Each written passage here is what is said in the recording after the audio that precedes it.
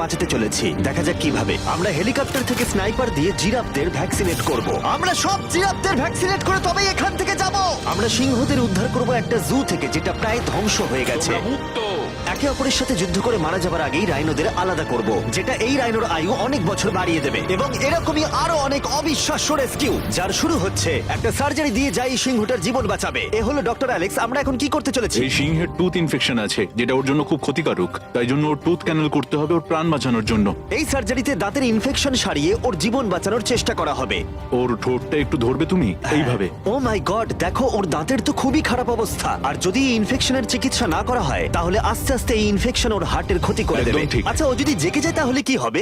ও আমার আঙুল কামড়ে দিতে পারে। ও, আর আমার আঙুলটাও।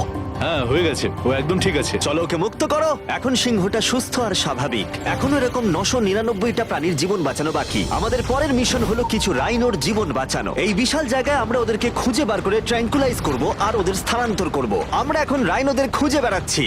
ওদিকে চ্যান্ডলার রয়েছে আকাশে। আমি হেলিকপ্টারে করে চারিদিকে ঘুরে বেড়াচ্ছি। যদি কোনো রাইনো দেখতে পাই তাহলে আমরা তাকে রেস্কিউ করব। এখানে শক্তিশালী রাইনোরা দুর্বল রাইনোদের তাড়িয়ে দেয়, কিন্তু যেহেতু এই এলাকার চারপাশটা বেড়া দিয়ে ঘেরা আছে তাই দুর্বল রাইনোরা এখান থেকে কোথাও যেতে পারে না, আর তার ফলে ওদেরকে মেরে ফেলা হয়। হ্যাঁ, একদমই তাই। তাই প্রথমে আমরা ওদেরকে ঘুম পাড়াবো, আর তারপর ওদেরকে এমন একটা জায়গায় নিয়ে যাব যেটা ওদের নিজস্ব জায়গা হবে, যেখানে ওরা বেঁচে থাকার জন্য পর্যাপ্ত খাবার আর জল পাবে। তার ফলে ওরা শক্তিশালী হবে। চলো আমরা কি ওখানে রেস্কিউ করি? ঠিক আছে, ও রাইনো দেখতে পেয়েছে। চলো চলো চলো। তো আমার কাছে ট্র্যাঙ্কুলাইজার গান আছে। আমি এটা মেরে ওকে ঘুম পাড়িয়ে দেবো যাতে আমরা ওকে সুরক্ষিতভাবে ধরতে পারি। আমরা পেরেছি। চ্যান্ডলার রাইনোকে হিট করেছে। চলো চলো। একটা রাইনো ঘুমিয়ে পড়েছে, পরেরটা দেখি। Chandler, good shot. প্রথমেই আমরা ওর অ্যান্টি পোচিং কলারটা খুলে নেব, আর সেটা এইভাবে হবে। এই কলারটা রাইনোর স্পিড ট্র্যাক করে, আর এর ফলে ও স্থানীয় জায়গাতেই থেকে যায়। যদি হঠাৎ রাইনো খোলামেলা জায়গায় দৌড়তে শুরু করে যখন চারপাশে কোনো প্রাণী নেই, তখন আমরা জানি শিকারীরা ওকে মারার চেষ্টা করতে পারে। আমরা চেষ্টা করব যাতে এই রাইনোদের আয়ু অনেকটাই বেড়ে যায়, কারণ ওদের সংখ্যা খুব একটা বেশি নয় পৃথিবীতে। হ্যাঁ, তোমাকে অনেক ধন্যবাদ, এটাই আমার বলার ছিল। তাহলে এটা হলো একটা মাইক্রোচিপ, যেটা আমরা ওর শিঙের ভেতরে ঢুকিয়ে দেব। তারপর সেটা আঠা দিয়ে আটকে দেব। এবার যদি কোনো শিকারী ওকে বেআইনি ভাবে মারার চেষ্টা করে তাহলে কালোবাজারে ওর শিং বিক্রি করার সময় আমরা ট্রেস করে ওদেরকে ধরতেও পারবো। এবার এই রাইনোকে এমন একটা জায়গায় নিয়ে যাওয়া যাক যেখানে বড় রাইনো একে মারতে পারবে না। আমি জানি এটা দেখে বড় অদ্ভুত লাগছে, কিন্তু এটা এই রাইনোর আয়ু অনেকটাই বাড়িয়ে দেবে। চলো ওকে ভেতরে ঢোকাও। এটা তোমার ভালোর জন্যই। ভিতরে ঢোকো। আমরা এমন একটা সুরক্ষিত জায়গায় এখন রয়েছি যেখানে এই রাইনোকে কেউ তাড়াবে না আর মেরেও দেবে না। ঠিক আছে, আমরা এখন থেকে ওকে হিপো বলে ডাকবো। হিপো? ও তো রাইনো। হ্যাঁ, কিন্তু ওর নাম হিপো। ওকে আমি ডাকবো হিপো দ্য রাইনো। ঠিক আছে। ঠিক আছে, হিপো দ্য রাইনো, তোমার জীবন ভালো কাটুক। আমাদের এখনো অনেক প্রাণীদের জীবন বাঁচাতে হবে। আর অন্যদিকে আমার বন্ধুরা যখন দুটো ছোট রাইনোর জীবন বাঁচালো, তখন এদিকে আমরা নজর দিলাম একটু লম্বা প্রাণীর দিকে। জিরাফস। নাও ভ্যাকসিন। আমরা ওদেরকে ভ্যাকসিন শুট করলাম। দারুণ। রাইনোদের ট্র্যাঙ্কুলাইজ একটু আলাদা ছিল, কারণ এই হাই পাওয়ার্ড এয়ার রাইফেল গুলো এই জিরাফের শরীরে একটা বড় সিরিঞ্জ ঢুকিয়ে দেয়, যেটাতে রয়েছে জীবন বাঁচানোর ওষুধ। তোমাদের ভ্যাকসিন এনজয় করো, দিন তোমাদের ভালো কাটুক। ওরা পালাচ্ছে কেন? আমরা তো ওদের জীবন বাঁচাচ্ছি। এই গোটা ভিডিওতে আমরা 1000-এরও বেশি প্রাণীদের জীবন বাঁচাবো, কিন্তু আমার মনে হয় জিরাফদের এটা কেউ বলেনি, কারণ ওরা এটাকে আরো কঠিন করে তুলছিল। জিরাফ, আমি তোমাকে ভ্যাকসিনেট করার চেষ্টা করছি। এটা তোমার জন্য ভালো, সত্যি বলছি জিরাফ। ভ্যাকসিনটা নিয়ে নাও। আরে ও তো অনেকটা দূরে চলে গেল। মনে হচ্ছে আমাদের ট্যাকটিক্স এবার বদলাতে হবে। যেহেতু এই অঞ্চলটা আয়তনে বিশাল, তাই এটাই হলো সবচেয়ে সহজ পথ যাতে ওরা ভ্যাকসিনেট হয়। যদি ওখানে জিরাফদের কোনো কঠিন অসুখ হয় তাহলে কি ওরা মারা যেতে পারে? হ্যাঁ, 100% ওরা মরে ও, যাবে। তাই নাকি? ও মাই গড, চলো আরো জিরাফের প্রাণ বাঁচানো যাক। ওই দেখো, ওখানে আরেকটা রয়েছে। আর সব জিরাফদের ভ্যাকসিনেট না করে আমরা এখান থেকে যাব না। যদিও এখানে বাতাস অনেকটা বড় প্রতিবন্ধকতা। তুমি এখন ওষুধ পেয়ে গেছো, ভালো থেকো। আমি আরো সাহায্য চাইলাম যাতে যতটা বেশি সম্ভব প্রাণীদের আমরা বাঁচাতে পারি।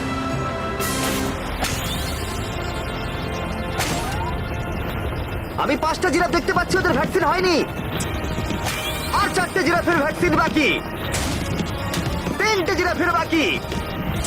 ইয়ে! শেষের জন্য একদম সামনে আছে। দেখো, 5 জনকে দেওয়া হয়ে গেল। আমরা ওদেরকে শুট করছি, যদিও আমরা ওদেরকে মারছি না, ওদের জীবন বাঁচাচ্ছি। ঠিক জায়গায় লেগেছে। যখন আমরা ওখান থেকে বেরোলাম তখন প্রায় 70টা জিরাফের ভ্যাকসিনেশন হয়ে গেছে। তার মানে এখনো অব্দি 74টা প্রাণীর জীবন বাঁচানো হলো। আমরা দেখতে পাচ্ছিলাম আমাদের প্রচেষ্টা ক্রমশই কঠিন হচ্ছে। হ্যাঁ ওটাই তো, একদম সুস্থ হয়ে গেছে। ভাই, কে জানতো জিরাফদের ভ্যাকসিনেশন করা এতটাই মজাদার হতে চলেছে। কিন্তু এখনো আমাদের প্রচুর প্রাণীদের জীবন বাঁচানো বাকি রয়েছে। তাই আমরা সাউথ আফ্রিকায় কাজ সম্পূর্ণ করে চলে গেলাম ইউক্রেনে, যেখানে যুদ্ধ জুগুলোকে ধ্বংস করে দিয়েছে, যেখান থেকে লায়নদের উদ্ধার করে মেকশিফট শেল্টারে রাখা হয়েছে। কিন্তু যেহেতু এখনো যুদ্ধের আশঙ্কা রয়েছে, আমরা ওদেরকে অন্য জায়গায় উড়িয়ে নিয়ে যাব।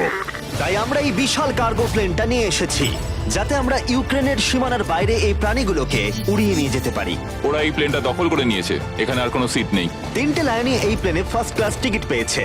আর ওয়াইল্ড লাইফ কনজারভেশনিস্ট অ্যান্থনি পেনিস্টনের সাহায্যে আমরা ওদেরকে 7000 মাইল দূরে সাউথ আফ্রিকায় উড়িয়ে নিয়ে গেলাম, এই অভয়ারণ্যে যার নাম লায়ন ওয়াচ, যেখানে লায়নরা প্রায় 14 একর মুক্তাঞ্চলে স্বাধীনভাবে ঘুরে বেড়ায়। ওইখানে একটা বিশাল বড় বাঘ রয়েছে। আর ম্যাচ, ওটা একটা সিংহ। ও আচ্ছা। গেটটা বন্ধ করো। অ্যান্থনি প্রথম লায়নকে মুক্ত করবার পরে বাকি দুটো লায়নকে মুক্ত করতে হবে ম্যাচকে। কি, আমাকেও এটা করতে হবে? হ্যাঁ, তুমি রেডি? আমি রেডি। চলো করা যাক। চলো। ও মুক্ত। এই লায়নরা এখন যুদ্ধের বিপদ থেকে সম্পূর্ণ মুক্ত, আর ওরা স্বাধীনভাবে এখন আফ্রিকার জঙ্গলে ঘুরে বেড়াতে পারবে। এর পাশাপাশি সমস্ত প্রাণীদের জীবন বাঁচানোটাই গুরুত্বপূর্ণ। এই ভিডিওটা সম্পূর্ণ হবে না যদি না আমরা 100টা কুকুরের জীবন বাঁচাতে পারি। বেশিরভাগ ডগ শেল্টার গুলোই প্রায় ভর্তি, আর যদি এখানে ওরা দীর্ঘ সময় ধরে নিজস্ব বাড়ি না পায়, তাহলে ওরা জায়গার অভাবে একে অপরকে মেরে ফেলতেও পারে। প্রতি 5 মিনিট অন্তর একটা করে কুকুর এই অ্যানিমাল শেল্টার গুলোর মধ্যে মারা যায়। তাই এখনই আমরা 100টা কুকুরের অ্যাডাপ্টেশনের ব্যবস্থা করব। কেমন আছো বলো? হ্যাঁ ভালো ও আছি। হেই, তোমাকে আমার পছন্দ হয়েছে। তাহলে তুমি কুকুর নেবে? কি ধরনের কুকুর তোমরা খুঁজছো? আমরা একটা ছোট্ট বাচ্চা খুঁজছি। ও, একটা ছোট্ট কুকুর। দেখো ও তোমার কাছে আসতে চাইছে। পছন্দ হয়েছে? আ, পাপ্পিকে হাই করো। তাহলে একে তোমরা অ্যাডাপ্ট করছো? হ্যাঁ। তুমি এই কুকুরটার সাথে রোজ খেলবে তো? হ্যাঁ। আর ওকে খুব ভালোবাসবে? কথা দাও। ঠিক আছে, একটা হলো, আরো 99টা বাকি রয়েছে। আসলে তোমরা হয়তো জানো না, কিন্তু একটা কুকুরের স্বাস্থ্যের যত্ন নেওয়াতে অনেকটাই টাকার প্রয়োজন পড়ে, আর দুর্ভাগ্যবশত কিছু মানুষ সেটা অ্যাফোর্ড করতে পারে না। ওকে ভালো লেগেছে। হাই। আর সেই জন্যই আমি একটা গুড নিউজ ওদেরকে শোনাতে চাই। এখানকার প্রত্যেকটা কুকুরের মতোই এর মেডিকেলের খরচ আর এর অ্যাডপশনের ফি তোমাদের দিতে হবে না। ও ওয়াও। হ্যাঁ, তোমরা একে সম্পূর্ণ বিনামূল্যে বাড়ি নিয়ে যেতে পারো। ও মাই গড। Thank you. কোনো থ্যাংক ব্যাপার ইউ। নয়। এটা দেখতে সত্যিই খুব দারুণ লাগে যে অনেক কুকুর তাদের নিজেদের বাড়ি খুঁজে পাচ্ছে। তুমি এদেরকে কি করে না বলবে বলো তো? খুব কিউট। কতদিন ধরে কুকুর খুঁজছো? 3 থেকে 4 মাস হলো। ও একদম ঠিক আছে। ও সত্যি খুব সুন্দর। তোমরা একে বাড়িতে নিয়ে যাবে? হ্যাঁ। আমি এটাই শুনতে চাইছিলাম। ব্রিয়ানাকে অ্যাডাপ্ট করা হয়েছে। তোমরা দুজন ওর খেয়াল রাখবে তো? হ্যাঁ। আরো অনেক কুকুর নিজের বাড়ি খুঁজে পাচ্ছিল, কিন্তু বাচ্চা কুকুরদেরই বেশিরভাগ মানুষ অ্যাডপ্ট করছিল। তার ফলে বয়স্ক কুকুররা অবহেলিতই থাকছিল। যেমন ব্লু, এই কুকুরটার বয়স 10 বছর। এখনো সে একজন ভালো মালিকের অপেক্ষায় রয়েছে। আমরা একটু বয়স্ক কোনো কুকুর ও, খুঁজছি, কি cute! কারণ আমরা খুব এনার্জেটিক কাউকে চাইছি না। তোমরা ব্লুকে দেখতে পারো। কেমন লাগছে? হাই। আমার ওকে কেমন খুব আছো পছন্দ তুমি? হয়েছে। ও কিভাবে তাকাচ্ছে দেখো। ও তো কিউট।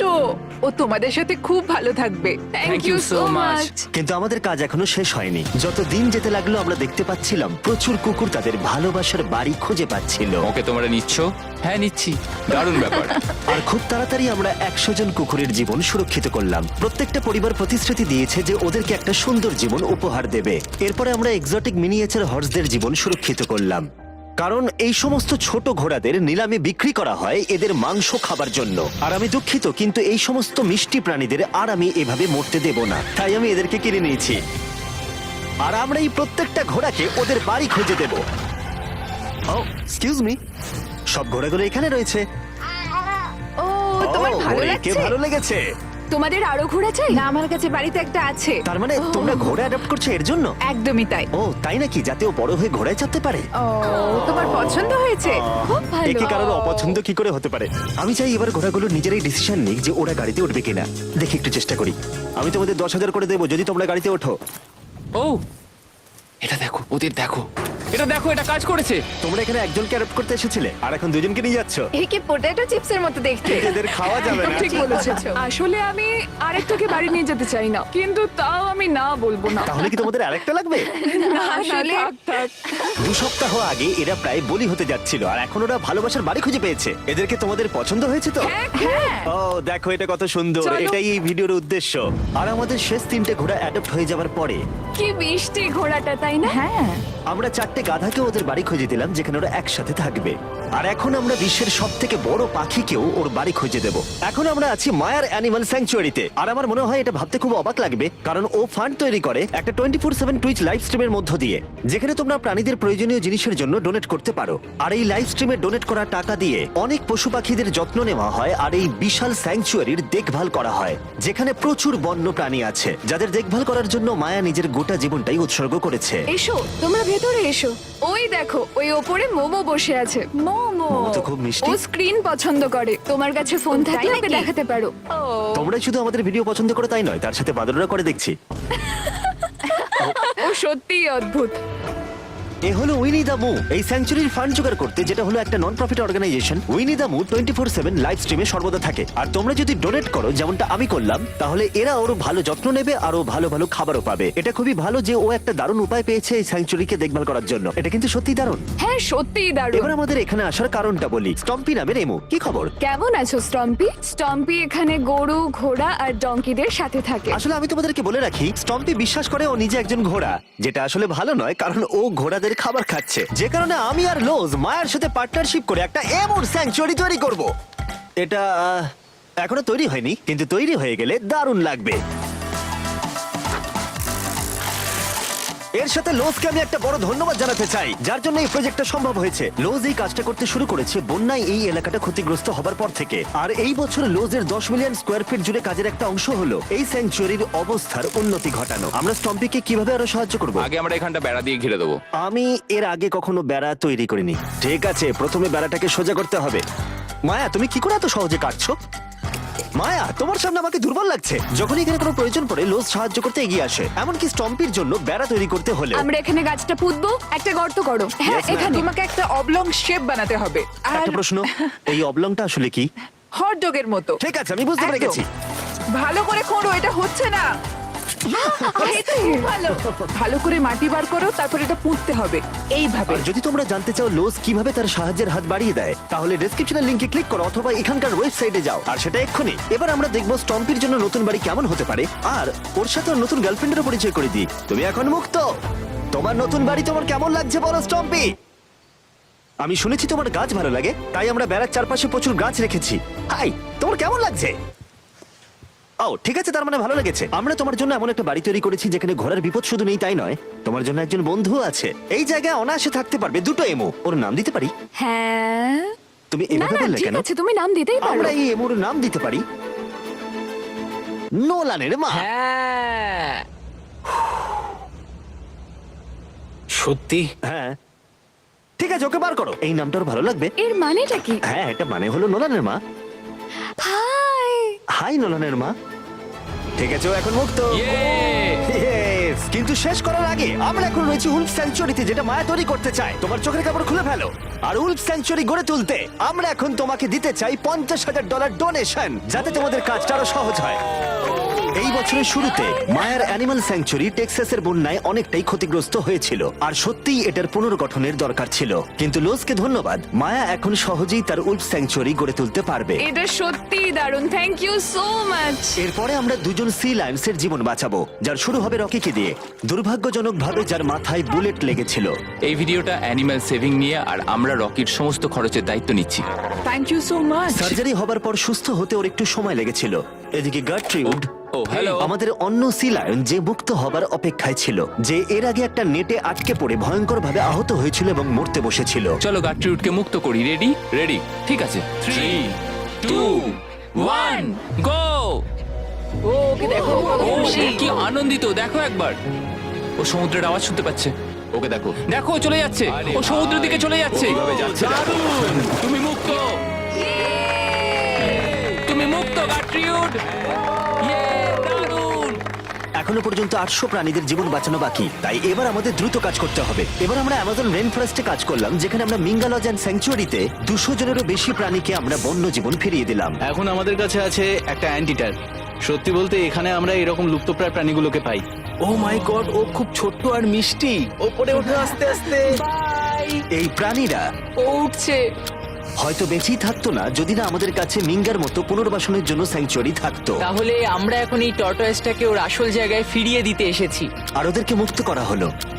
কিন্তু আমাদের কাজ এখনো শেষ হয়নি, কারণ ইউএসএ তে ফিরে এসে আমরা আরো 100 জন প্রাণীর জীবন বাঁচালাম। যেমন এখানে রয়েছে wild life critter circle of life, যেখানে 47 জন আহত এবং অসহায় প্রাণীদের চিকিৎসা করালাম, যার মধ্যে রয়েছে ব্ল্যাক উলফ, যার নাম হলো ড্রেকো। ওকে লুসিয়ানায় গুলি করা হয়েছিল। যখন ও এখানে এলো তখন দাঁড়াতেও পারছিল না, আর এখন ওকে এইভাবে দেখে আমি খুব খুশি। 20 জন শিয়ালকে হত্যা করা হতো আর তাদের পশম দিয়ে কোট বানানো হতো, কিন্তু তার পরিবর্তে আমরা ওদের প্রত্যেককে একটা নতুন জীবন উপহার দিলাম। তুমি এখানে খেলনা পাবে, খাবার পাবে এবং চাইলে ঘুরেও দেখতে পারো। এখানে রয়েছে এই বিশাল বার্ড স্যাংচুয়ারি। এখানে আমরা বাঁচালাম 70 জন দেশীয় পাখিকে, যেমন এই স্ক্রিচ আউল, যাকে একটা গাড়ি ধাক্কা মেরেছিল, যার আহত চোখের এখন চিকিৎসা হচ্ছে।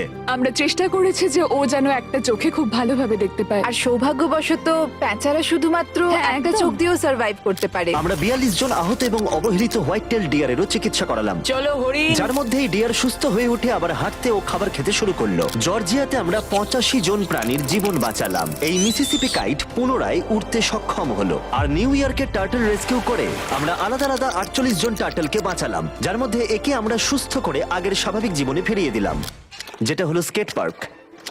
Wild life critter circle of লাইফে এই ক্যাঙ্গারু, যার নাম হলো বৌডি, সে তার মাকে হারিয়েছে, তাই তার কিছু জিনিস প্রয়োজন ছিল যা তার মায়ের অভাব মেটাতে পারে। এই বোতলটা এমন ভাবে বানানো হয়েছে যাতে ও মায়ের স্পর্শ অনুভব করতে পারে। আমরা পাউচগুলো এমন ভাবে বানাই যাতে ওরা সুরক্ষিত অনুভব করে, আর এইভাবেই দেখাশোনা করা হয়। এর পাশাপাশি ওয়ার্ডল অন ইনে একটা ডাক, যার নাম মার্জারি, সে তার ঠোঁট হারিয়েছিল একটা টার্টেলের আঘাতে। আর আমরা ওকে ডক্টর চেস্টারের কাছে নিয়ে গেলাম। সে চিকিৎসা না করলে ও কখনোই সুস্থ হতে পারতো না। এছাড়া আমরা অন্য 46 জন পাখিকেও সাহায্য করলাম। এই সমস্ত স্পেশালাইজড মেডিকেল ট্রিটমেন্টস আর রিহ্যাবিলিটেশন টেকনিকের জন্য ওকে দেখো। অনেক টাকার প্রয়োজন ছিল, তাই আমরা গোটা দেশ জুড়ে 4টে আলাদা অর্গানাইজেশনকে সাহায্য করলাম, যাদের সর্বমোট 212 জন প্রাণীর সাহায্যের জন্য অর্থের প্রয়োজন ছিল।